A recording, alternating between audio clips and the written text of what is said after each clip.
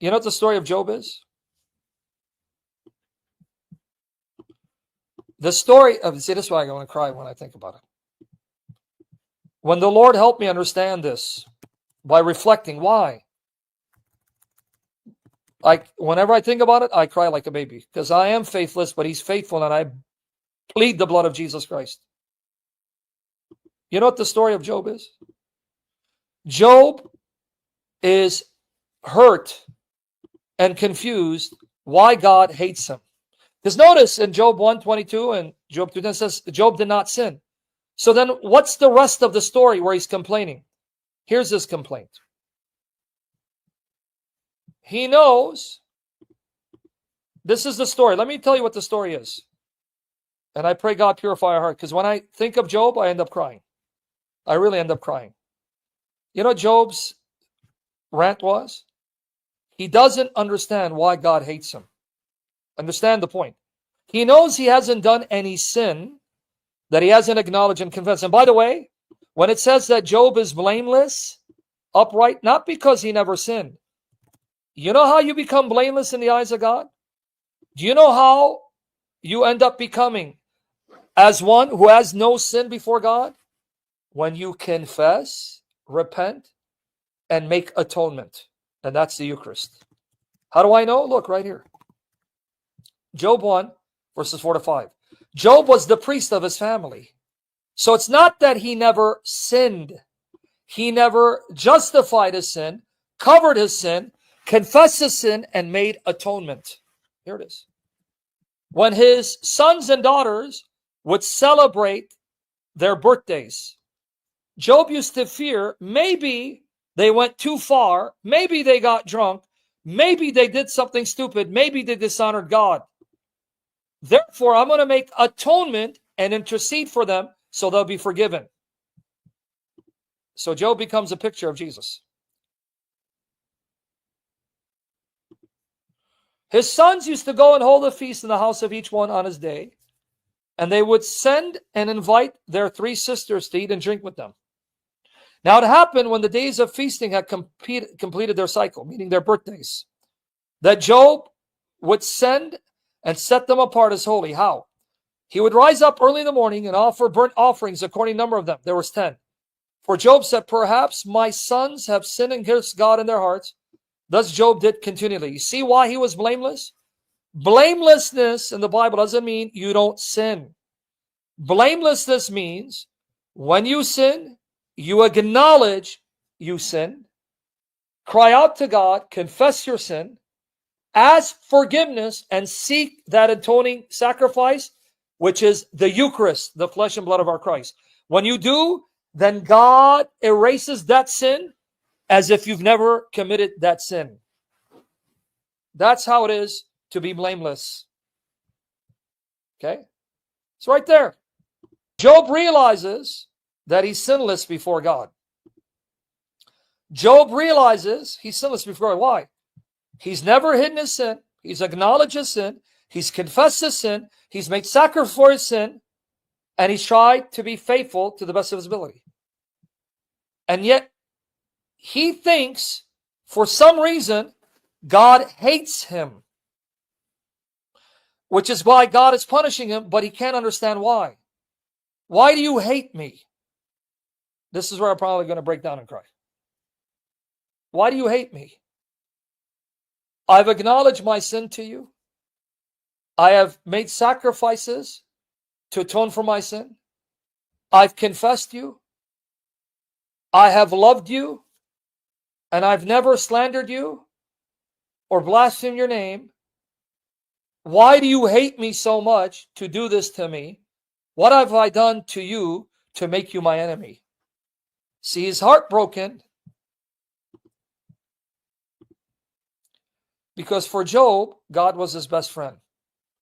See, Job could handle losing his wife, losing his children, and his 3 stupid friends who thought they were wise, accusing him, but he could not live with the thought of losing God and God becoming his enemy.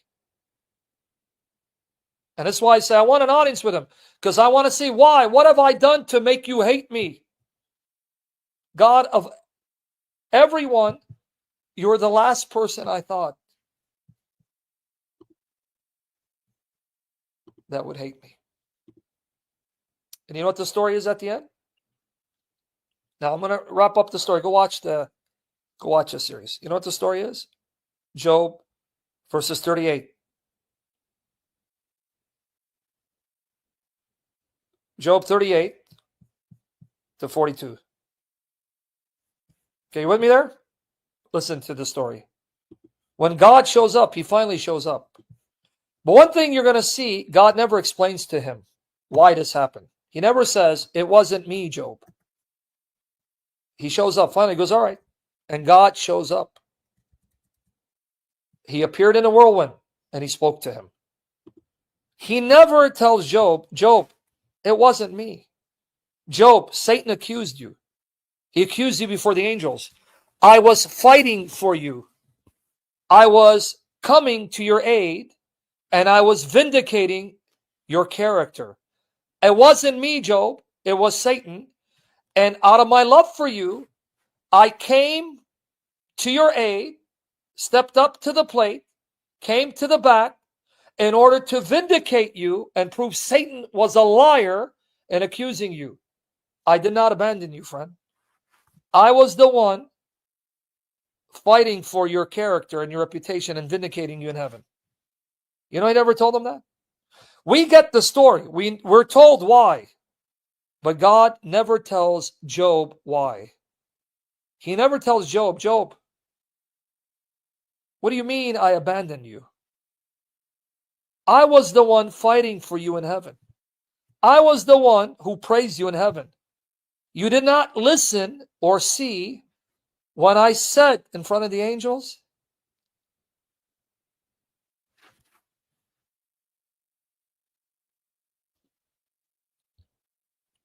when I said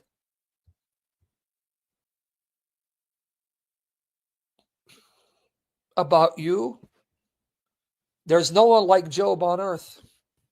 Nobody like him. He has no equal. He is blameless in my sight, and he fears and loves me, and he shuns evil. You were not there, Job, to hear what I said about you. It wasn't me. I never abandoned you, Job. I came to your aid and I was fighting for your integrity. So what does God do? He doesn't explain. We get the answer. You know what he tells Job? Job, I'm going to ask you a series of questions. When you can answer these questions, then you'll have a right to sit in judgment of me and assume the worst, that I hate you and I turn my back on you. So then he asked him about creation. Were you there?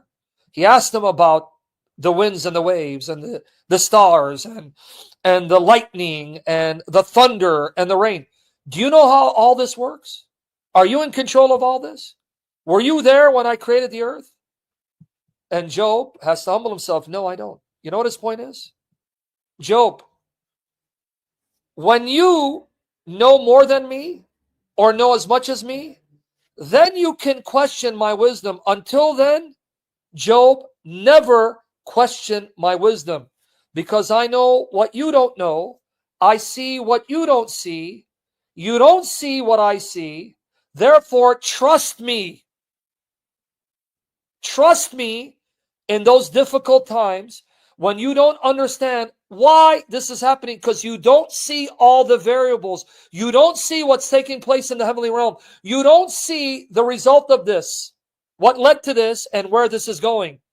I am aware of all of it, and I always have your best interest in heart. Trust me, Job.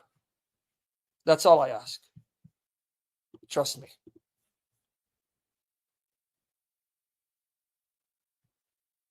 Trust me. And afterwards, here's a conclusion. Here's a conclusion. Job, I could never hate you. That's why I told you this story kills me. I could never despise you. And the last thing I would do is become your enemy. Trust me. Trust me when you see your husband with cancer. Trust me when you see your child with cancer. Trust me. There's a reason, there's a purpose, but you're going to have to trust me. You're going to have to trust me, my friend. Then Job answered Yahweh and said, I know that you can do all things, and that no purpose of yours can be thwarted. And now he's quoting God. God has told him, who is this that hides counsel without knowledge? You think you know more than me or as much as me to question why these things are happening and why I'm allowing them to happen? Therefore, I have declared that which I did not understand. See, now Job humbles himself. Job humbles himself. Things too marvelous for me. See, he got it. He got the memo. He got the picture. You're right. I am so foolish to think that I have figured out, to think that I know what you know, and to think that I know better. You're right. I spoke foolishly. I didn't know any better. Things too marvelous for me, which I did not know. Now look, he's quoting God again, because that's what God says in Job 38. Hear now, and I will speak. I will ask you, and you make me know. Now go ahead, teach me. Because you figured it out, Job. You figured out that I hate you, and I'm your enemy, and I'm doing this because I want to make you miserable. All right. Go ahead now, answer these questions. Now watch the beauty. Watch the beauty here, right?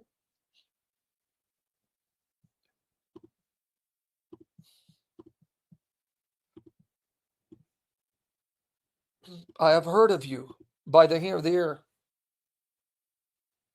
I've heard of you. I've learned of you. Right? I know you exist. They've told me and I've trusted in you. But now for the first time, I'm seeing you with my eyes. Watch her. But now my eyes sees you. And now that I see how glorious and majestic and beautiful, magnificent and marvelous you are, I am humbled and I can't even look you in the face. Therefore, I reject myself and I repent in dust and ashes. Now that I've seen what you truly are, and I've seen with my eyes your glory, your splendor, your beauty, your power, your majesty, I truly am nothing before you. Look what God says now. Look what he says. Now it happened after Yahweh had spoken these words to Job. Look again what Yahweh says. Because those three idiots, by the way, the three friends were those idiots, theologians, who thought they figured God out, and they thought God will never allow righteous people to suffer if you're suffering because you're sinful and wicked, because he'll always protect the righteous. In other words, they were like the Benny Hinns and T.D. Jakes of their day. If you're righteous, you'll prosper. And God says, the hell with your theology. That's a lie from the pit of hell. Now watch here. Now it happened after Yahweh had spoken these words to Job, that Yahweh said to Eliphaz the Temanite, my anger burns against you and against your two friends, because you have not spoken of me what is right as my servant Job has. See that? He doesn't condemn Job. He doesn't condemn Job.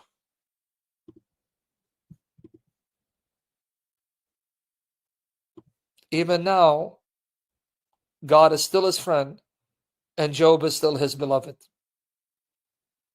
Notice he calls him my servant, my friend. So now take for yourselves 7 bulls and 7 rams, and go to my servant Job. Now look, here is communion of saints and intercession. God could have simply forgiven them, right? But look, he belabors and drags out the process. God could have just said, all right, ask and I'll forgive you. No, look. Here's why we believe in intercession of saints. Just go to God. All right, well, look, God says, hold on, no. I'm going to now honor my servant Job. I will now vindicate him, And I'm going to show that you guys are the sinners and the liars, and he is righteous. And I'm going to show you how glorious he is in my sight. He's going to have to pray for you for me to forgive you. So now your forgiveness is dependent on him making intercession for you. That's how special he is in my sight. Here is intercession of saints and the power and the influence of the holy ones. Right here. So now take for yourselves 7 bulls and 7 rams, and go to my servant Job and offer up a burnt offering for yourselves, and my servant Job will pray for you. Why drag out the process? No, because this is how God honors his servants, his friends, those whom he loves. He shows you how influential you are by making the forgiveness of someone dependent on them coming to you and asking you to ask God to forgive them. If this is not intercession of saints, I don't know what is. How much more the Holy Mother? For I'll accept him, so that I may not do with you according to your folly. See, I won't destroy you as you deserve. Granted that he prays for you after you offer your sacrifices. Right? Because you have not spoken to me what is right, as my servant Job has. So Eliphaz the Temanite, and Bildad the Shuhite, and Zophar the Namathite went and did as Yahweh told them, and Yahweh accepted Job, meaning his prayer. Now watch a key. Watch her. And Yahweh restored the fortunes of Job when he prayed for his friends, and Yahweh increased all that Job had twofold. Now catch something amazing. Notice when God restores Job's fortunes. I want you to catch this. I want you to catch this. Notice it's when Job prays for his friends, God restores his fortunes. But let me tell you what praying for those you dislike and hate does. Here it is. And I know this, and I still struggle with it. I know this. May God pity me and not punish me. And I struggle, but I have to overcome. You cannot pray for the forgiveness of someone if you don't mean it. If you have bitterness and hatred, animus towards someone, you cannot pray from your heart and mean it that God forgive them. The only way you can truly pray for someone's forgiveness, if you mean it from your heart and desperately desire their forgiveness. So the prayer wasn't only for them. The prayer was God's way of healing Job of any hatred to their lies and accusations and slander against him. In praying for them, God was healing Job's heart, because Job's prayer would not be heard if it wasn't from his heart and he meant it. So God was healing Job of any bitterness so that he could let go of the bitterness and truly forgive them. See what God is teaching you here?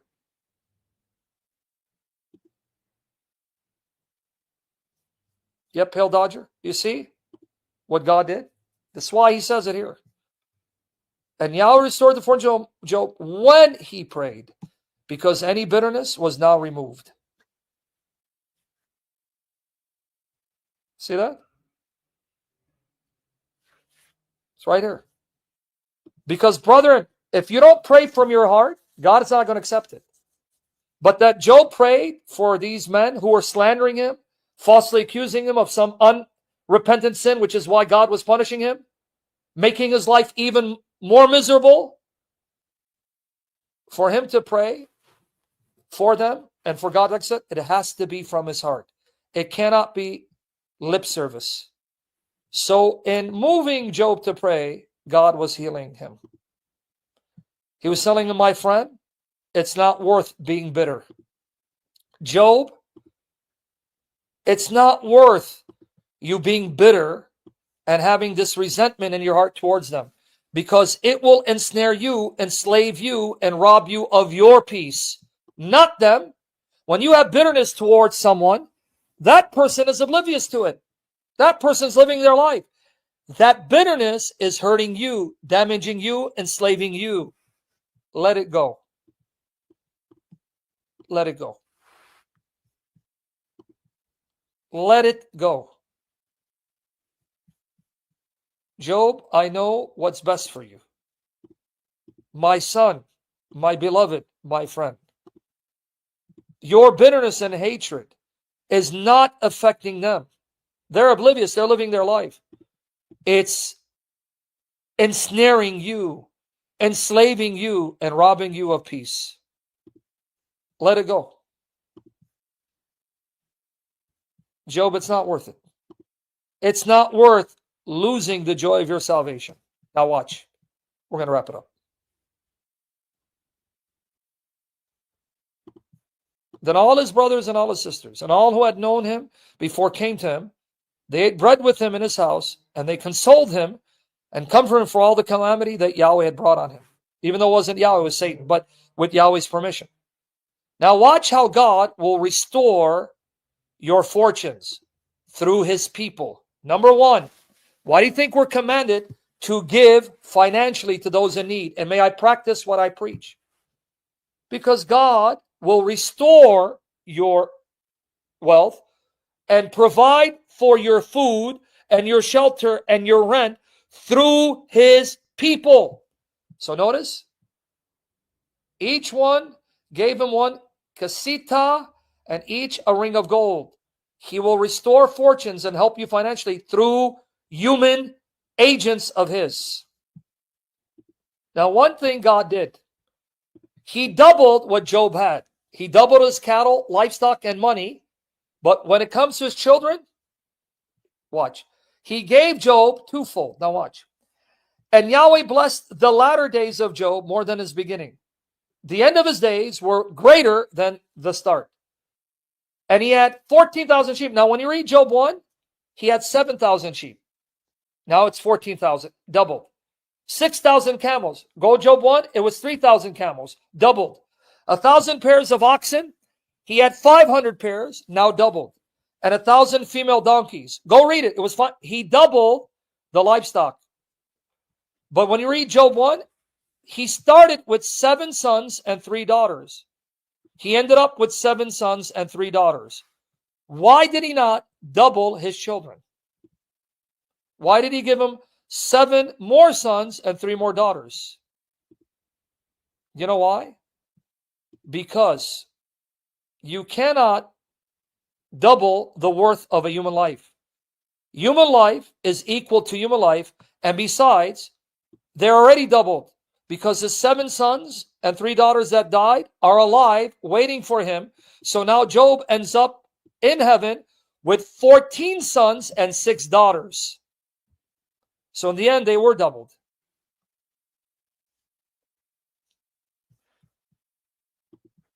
At the end, they were doubled.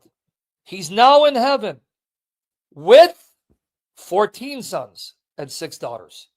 And you cannot, right, double a human. In other words, 2 human lives are not equal to 1 human life. Human life is equal to human life. And he named the first Jemima, and the second Keziah, and the third Keren Hapoch. Now all these names have significance. We'll get into it later. Now in all the land, no women were found so beautiful as Job's daughters. And their father gave them inheritance among their brothers. And after this, Job lived 140 years and saw his sons and his grandsons 4 generations. Then Job died, an old man and full of days. There you go. See what the story of Job was? Satan wanted to hold God accountable to his own standard and character and create a situation where Job fails the test so that the angels will see that God's assessment of Job was wrong. He was off. In other words, had Job failed, that would have caused doubts in the minds of the angels, because the angels heard God say, he's blameless. There's no one like him who loves me and fears me, and he avoids evil. But Satan says that's because of what you give him. He only loves you because of what you give him. He doesn't love you for you. And if Job failed, then the angels would have said, wow, Satan was right after all. God wasn't spot on. God's assessment of Job was way off. Well, if God was wrong about Job, what else can he be wrong about? That was the battle. And now let me show you something beautiful. If we believe Job is the oldest book in the Old Testament, here is the oldest prophecy of Jesus coming down to the earth. It's in Job. Let's wrap it up.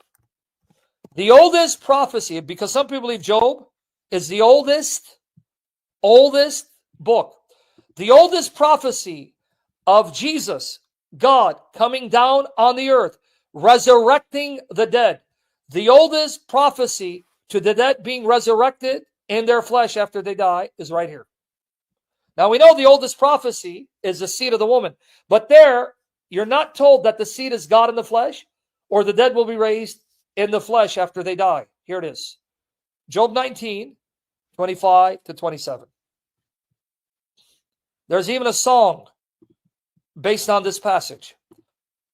As for me, I know that my Redeemer lives, and at the last, meaning the last day, he'll rise up over the dust of this world. Even after my skin is destroyed, yet from my flesh I shall behold God. Wait, how? If you die and your flesh is destroyed, because God will come on the earth and restore my flesh, and I will live in my flesh body, the resurrection of the dead, whom I myself shall behold, and whom my eyes will see, and not another, my heart faints within me. The oldest prophecy of God coming down to the earth and raising the dead in their flesh after they died. Let's look at the NIV. I know that my Redeemer lives. Job 19, 25, 27. There's a song based on this passage. And that in the end, he will stand on the earth. Who? My Redeemer. Who? God. He will come down to the earth. After my skin has been destroyed, yet in my flesh, God will raise my flesh, and in my flesh, I will see God. I myself will see him with my own eyes, I and not another, how my heart yearns within me. And who is that God that will come on the earth and resurrect the flesh of the dead? Jesus. Here you go. Here you go. John 5, 25, 20, 29. Very truly I tell you, a time is coming and has now come when the dead will hear the voice of the Son of God. It's the Son of God's voice, and those who hear will live. Whose voice? The Son of God. John 5, 28, 29. Do not be amazed at this, for a time is coming when all who are in their graves will hear his voice, and they will come out of their graves. What comes out of the graves? The physical body.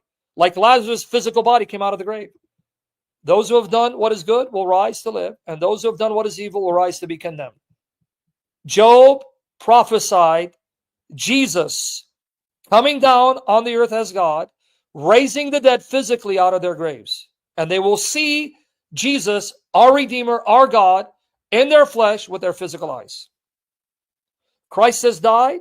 Christ has risen, physically and bodily. Christ ascended, physically and bodily, and will return physically and bodily. Amen. Come, Lord Jesus.